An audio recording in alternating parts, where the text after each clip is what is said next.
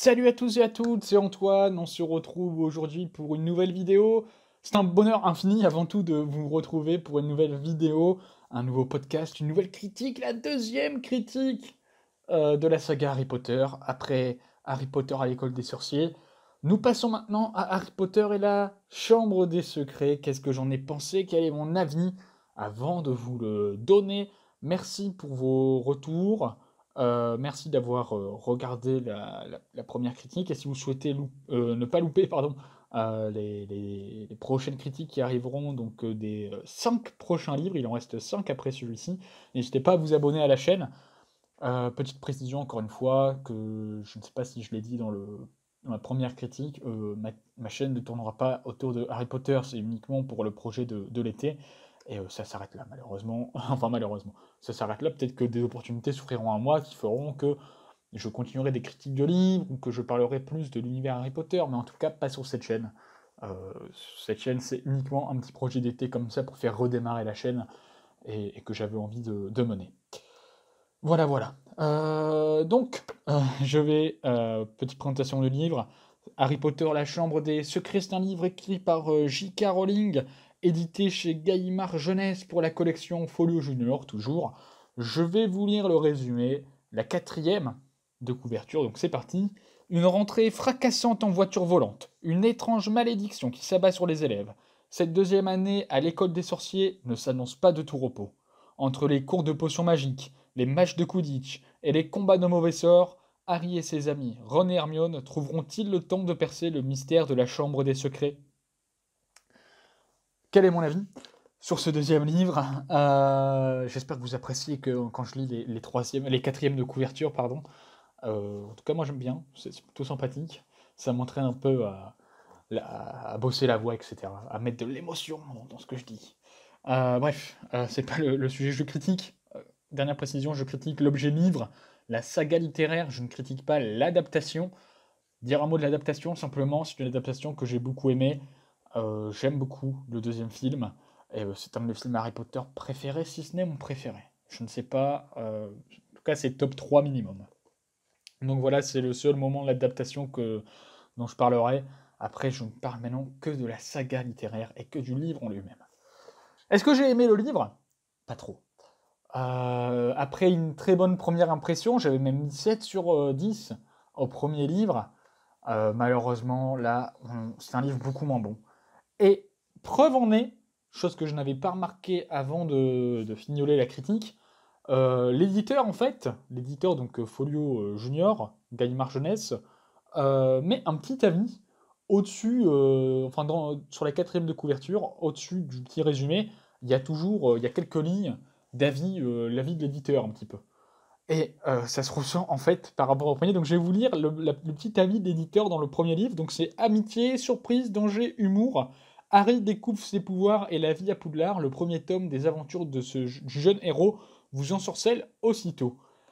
Donc, vous voyez, on sent que l'éditeur aime bien, etc. Enfin, on sent que l'éditeur aime bien.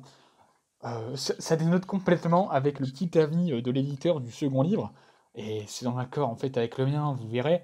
Le deuxième volume des aventures de Harry Potter, un livre magique pour sorciers confirmé.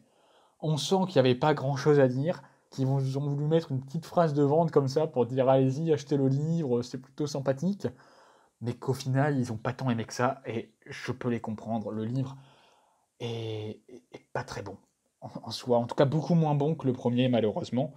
Est-ce que c'est parce que le premier était assez bon, était très bon, ouais, très bon, assez bon, et que le deuxième est pas au niveau, du coup on ressent tout de suite le fait que ce soit pas au niveau, ça dénote vraiment complètement, ou est-ce que c'est juste vraiment que c'est pas bon? Je sais pas trop, je pourrais pas vous dire. Je pencherais quand même un peu pour la première solution, le fait que le premier livre était très bon pour un premier roman d'une longue saga, et que le deuxième livre soit quand même beaucoup moins bon, qui ait un peu moins de choses à raconter, on le verra, bah, fait que forcément ça dénote, et du coup l'impression de négativité en ressort plus forte. Je pense que c'est ça, mais bon, je vais vous expliquer du coup mon avis, parce que je vais pas donner un avis bien sûr comme ça. On va commencer par les points négatifs. J'ai envie de commencer par les points négatifs comme la première critique. Donc c'est un livre, comme je l'ai dit, que j'ai eu moins d'envie à lire, moins d'entrain, qui était moins passionnant à lire que le premier. Et malheureusement, quand on fait le comparo, bah, tout de suite, le deuxième livre, on a une impression plus négative sur le deuxième livre que sur le premier. Alors que je vous ai dit que le deuxième film était mon préféré, en tout cas un de mes préférés de la saga. Là, le deuxième livre est beaucoup moins bon. Donc voilà, malheureusement, ça fait partie des points négatifs. Pourquoi également tout ça? Déjà, premier aspect négatif, c'est les chapitres qui sont trop longués. J'ai trouvé que les chapitres étaient assez longués, assez longs. On avait une impression un peu d'ennui. J'ai eu l'impression de m'ennuyer beaucoup. Et pour une bonne raison. Je vais vous expliquer pourquoi je me suis ennuyé. C'est parce qu'en fait, le thème, on va pas à l'essentiel. Alors que dans le premier, on allait justement à l'essentiel. Là, on s'éloigne, c'est sinueux, on parle de plein de choses ennuyeuses à souhait. Et justement, le thème des chapitres n'a parfois rien à voir avec le nom du chapitre, sauf 5 pages avant. Alors que sur un chapitre qui en fait 20 ou 25 pages, le nom du chapitre n'a d'intérêt que 5 pages avant la fin du chapitre en lui-même, sur un chapitre de 20-25 pages. Et ça, c'est dommage, et ça donne une impression d'ennui, on a l'impression de se faire berner par l'autrice. Et malheureusement, moi, j'ai pas trop aimé tout ça. J'ai trouvé, voilà, c'était vraiment plus chiant, plus embêtant, plus ennuyeux à lire, avec des thèmes de chapitres qui n'ont rien à voir avec un nom de chapitre qui n'a rien à voir avec le chapitre, sauf quelques pages avant la fin. Et malheureusement, bah, du coup, on n'est pas satisfait. On n'est vraiment pas satisfait. On a également une histoire lente à démarrer. Je me demande si peut-être l'histoire lente à démarrer fait que, du coup, l'impression négative du livre est due à ça. Je ne sais pas. C'est à vous de me dire si vous l'avez lu. C'est à vous de me dire si vous pensez que c'est à cause de ça. Ça doit jouer, bien évidemment. L'histoire lente a démarré. Le titre du livre, c'est Harry Potter et la Chambre des Secrets. Malheureusement, la Chambre des Secrets, on commence à en parler uniquement au bout de 100, 130 pages, 150 pages, sur un livre qui compte 350 pages. Alors que l'école des sorciers, euh, on passait la majorité du temps à l'école des sorciers, on commençait à avoir des premières révélations sur le monde magique dès le troisième chapitre, même peut-être le deuxième chapitre, enfin non, dès le début en fait on entre dans le monde magique. Donc tout de suite le titre du livre, du premier livre, a à voir avec l'histoire à l'intérieur. Le titre du second on commence à voir le titre du second, le thème du second livre, l'histoire du second livre uniquement à partir de 100, 130 pages, 150 pages sur un livre qui en compte 350. C'est quand même une histoire très lente à démarrer. Heureusement que le début, et enfin ce qu'il y a au début, c'est quand même, voilà, c'est quand même plutôt sympathique, mais pas assez pour rehausser le niveau, ce qui ajoute à l'impression d'ennui également, et ce qui fait que ça rend le livre beaucoup moins bon. On a également très peu de dramaturgie. En fait, dans le livre, très peu de dramaturgie, très peu d'émotion, notamment au niveau de la peur. On a très peu peur, encore une fois, pour les élèves. Je vous ai expliqué pourquoi c'est un point négatif. Alors que dans le premier livre, l'impression de peur sur l'école, bon, c'était pas non plus le thème de l'histoire. Là, c'est justement le thème de l'histoire. En fait, ça parle d'un monstre qui est dans l'école et qui est censé tuer les élèves d'un simple regard. Il y a, comme par hasard sur 4-5 personnes pétrifiées. Parce que si les élèves ne meurent pas, ils sont pétrifiés dans le livre. Et comme par hasard, sur 4 ou 5 élèves pétrifiés, il n'y en a aucun qui meurt, quoi. Comme par hasard. Alors que le monstre, il peut attaquer à tout va, hein. Non, il attaque 4-5 fois. Il y a un moment donné à la fin, bon, forcément, il y a un retournement de situation avec une élève qui est kidnappée par le monstre, qui va faire qu'on va donc avancer sur la fin. Pardonnez mon bâillement. Qui va faire qu'on avance sur la fin, du coup. Et le reste du temps, on n'a pas trop peur sur les élèves. On voit que il y a aucun élève qui va mourir, malheureusement. Enfin, malheureusement. Comme si j'avais envie que les élèves meurent. Non, pas forcément. Pas du tout. Mais c'est vrai que l'impression de peur, l'émotion de la peur, de l'angoisse, qui, qui peut être une émotion positive, enfin qui peut être dans les points positifs, et là malheureusement dans les points négatifs, encore une fois. Et on a également, j'ai trouvé des personnages moins marquants. que dans le premier livre, on retrouve un peu moins leur caractère, on les développe quand même beaucoup moins. En fait, on développe un peu plus les nouveaux personnages, on développe un peu Hagrid, rapidement, c'est positif quand même, mais à part Hagrid, bon, on développe pas tant les personnages que ça, même Harry, et au final, même Harry, Ron et Hermione, bon, j'ai pas trouvé qu'ils étaient si développés que ça, et malheureusement, ça manque de développement de personnages énormément. En fait, c'est comme si les personnages, entre le 1 et le 2, n'avaient pas beaucoup grandi, et étaient restés les mêmes entre le 1 et le 2.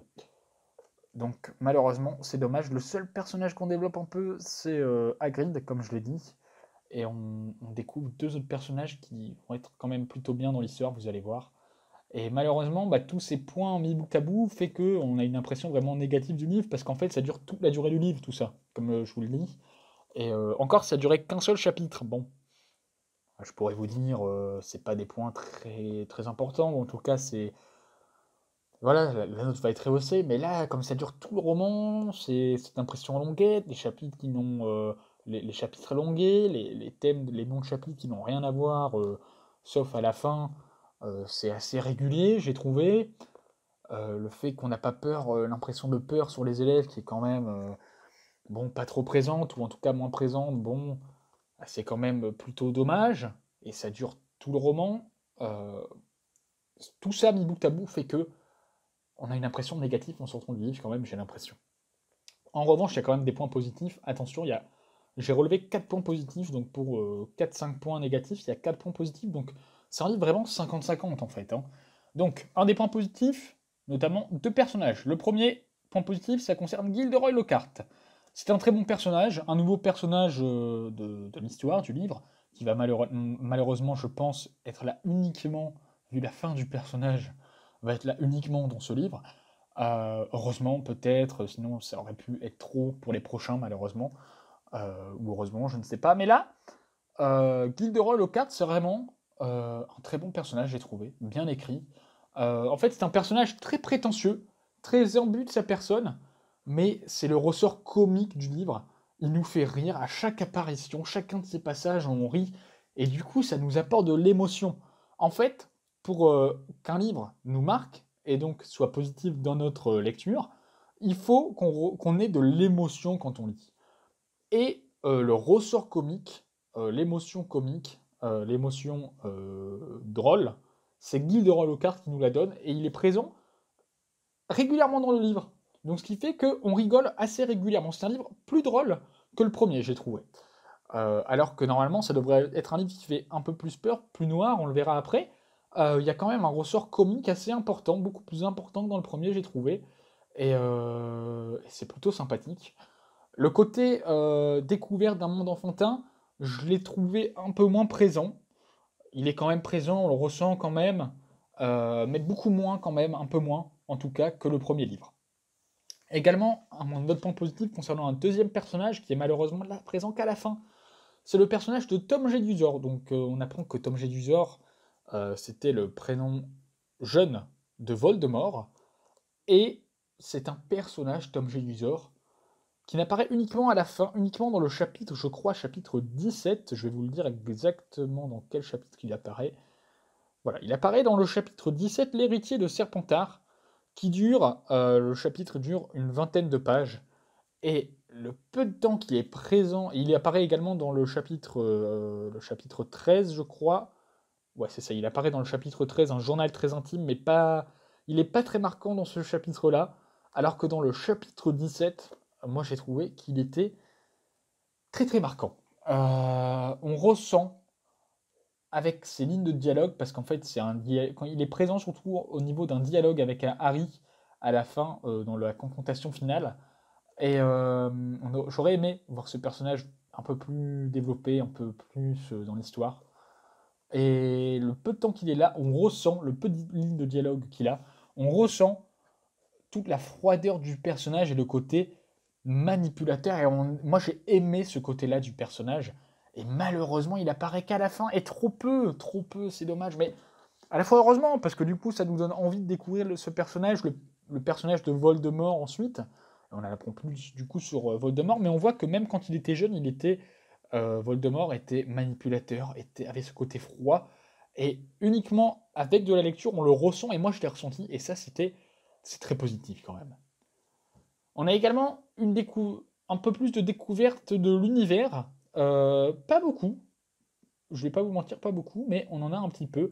On en a notamment au chapitre 3 avec la découverte de la vie dans une maison de sorciers, avec Harry qui va chez Ron, et on découvre un peu comment ça se passe la vie chez les sorciers. J'ai trouvé que ça c'était très intéressant, très positif, et ça renforce un peu la découverte de l'univers, comme quoi l'univers est quand même étoffé. On découvre des créatures magiques également, les gnomes, c'est plutôt intéressant, comme je vous ai dit. On apprend également qu'il y a un ministère de la magie. En tout cas, je ne pense pas qu'on l'apprenait, ou en tout cas très très peu dans le premier livre. Là, on l'apprend un peu plus. On voit qu'il y a des postes, il y a un département spécialement pour les objets moldus ensorcelés, et que ça peut arriver dans l'histoire. Et on se demande quel autre département on peut découvrir. On voit que le ministère, c'est quelque chose qui va être étoffé au fur et à mesure des livres. C'est plutôt intéressant. Et on nous parle également d'un ministre de la magie, à la fin notamment. Je ne souhaite pas je ne trouve pas qu'on le développe, on ne le développe pas suffisamment. J'imagine qu'on va le développer un peu plus dans les prochains. Mais là, il n'est pas très développé, juste on en parle, mais c'est quand même plutôt intéressant et ça participe à la découverte de l'univers. Et surtout, le point positif de cette découverte de l'univers, c'est on apprend l'histoire de Poudlard, on apprend comment Poudlard a été créé, et on apprend notamment la légende qui entoure la création de Poudlard, avec notamment la Chambre des Secrets, qui est le thème du roman, et j'ai trouvé cette découverte, l'histoire de Poudlard, plutôt intéressante. Et enfin, un point positif qui est point positif par rapport au premier, c'est le côté un peu sombre. On sent un peu plus de noirceur dans le livre. Très peu, je vais pas vous mentir, mais le fait que l'école soit quand même un peu en danger, euh, le fait qu'il y ait un petit monstre qui se balade dans l'histoire, dans le- dans l'école, euh, fait que on ressent un peu plus la noirceur du livre, un peu plus la noirceur de l'histoire. Très peu, je vous l'accorde, ça reste un roman encore une fois très enfantin, mais on sent que on est quand même, comme le dit, un livre magique pour sorciers confirmés, c'est l'avis de l'éditeur qui le dit. On sent qu'on est dans un livre qui est adapté peut-être à un âge légèrement plus vieux, légèrement, pas beaucoup plus vieux, légèrement. Les enfants aimeront, je pense, également l'histoire, peut-être qu'ils s'ennuieront un peu plus, comme je vous l'ai dit, des chapitres un peu longués, comme je vous l'ai dit, c'est dommage. Mais on ressent quand même un peu plus ce côté noirceur, c'est positif, ça participe au côté émotion quand même, ça nous procure des émotions du coup. On ressent un peu plus le côté danger quand même, on se dit qu'il y a un monstre qui se balade, il y aura peut-être un mort, bon, comme je vous l'ai dit, on se doute bien qu'il va pas avoir de mort, mais on peut quand même être surpris, on s'attend peut-être à un effet de surprise, bon, il n'y a pas eu malheureusement, mais il est vraiment pas présent, pas énormément, pas suffisamment, pour procurer beaucoup plus d'émotions, mais en tout cas il est présent, et c'est quand même très positif. Donc c'est un livre 50-50, beaucoup plus mauvais, beaucoup moins bon en tout cas que le premier livre. Le premier livre j'avais donné 7 sur 10, là je mettrais 5,5, entre 5 et 6 sur 10. À voir par rapport aux autres livres je vais essayer de voir par rapport aux autres livres la note que je mettrais. Si je vois que la note est trop basse, je la remonterai peut-être d'un point. Si je vois qu'elle est bien, bah, je la laisserai comme c'est, mais en tout cas, voilà, ça mérite pas plus de 5-6 sur 10. C'est un livre moins bon que le premier, et je vous conseille beaucoup plus le premier, L'école des sorciers, à la chambre des secrets. N'hésitez pas à me dire votre avis sur ce livre. N'hésitez pas, si vous l'avez lu, ça pourrait être intéressant que vous lisiez les livres en même temps que les critiques. Comme ça vous permettrait peut-être d'avancer en même temps, de redécouvrir la saga, et d'avancer en même temps que moi dans l'histoire. Et voir les critiques en même temps que l'avancée de votre lecture, ça va être très intéressant. C'est un projet qui peut être très intéressant pour vous, et pour vous redonner goût à la lecture, j'en suis persuadé. Merci à tous de m'avoir suivi, d'avoir suivi cette critique. N'hésitez pas à me donner votre avis en commentaire, me donner des pistes d'amélioration. J'ai l'impression que je me suis amélioré par rapport à la première critique. On verra la troisième ce que ça va donner. La troisième, je la publierai, pardon, d'ici 1 ou 2 semaines à peu près, pareil. Et on verra. On verra l'ordre. En fait, il n'y a pas d'ordre. Je vais essayer quand même de poster les critiques assez régulièrement, à un rythme régulier, mais pas trop rapidement. Parce que en fait, le problème, c'est que les premiers livres sont très courts, les 4 derniers sont très longs. Donc, pour éviter de prendre trop d'avance, j'essaye de poster tous les 1 ou 2 semaines, je pense que c'est pas mal. Voilà. N'hésitez pas à me donner votre avis en commentaire. Abonnez-vous si vous ne souhaitez pas louper la prochaine critique et les 5 prochaines critiques qui arriveront sur les 5 prochains livres. Et à vous abonner si vous souhaitez des conseils par la suite, après l'été, sur le développement personnel, sur la réussite personnelle, des astuces pour vous sortir des situations peut-être un peu tristes pour vous, un peu mauvaises pour vous. Je vous donnerai plein de conseils. J'ai prévu plein de vidéos, plein de projets pour la chaîne YouTube.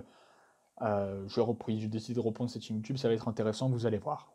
Si vous avez aimé la vidéo, mettez un pouce bleu. Si vous n'avez pas aimé, mettez un pouce rouge, c'est pas grave.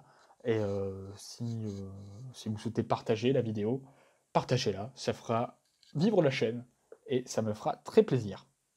Merci à vous de m'avoir suivi. Je vous retrouve très prochainement, du coup, pour la critique de Harry Potter et le prisonnier d'Azkaban. Passez une excellente journée, une excellente soirée. À très bientôt. Ciao tout le monde.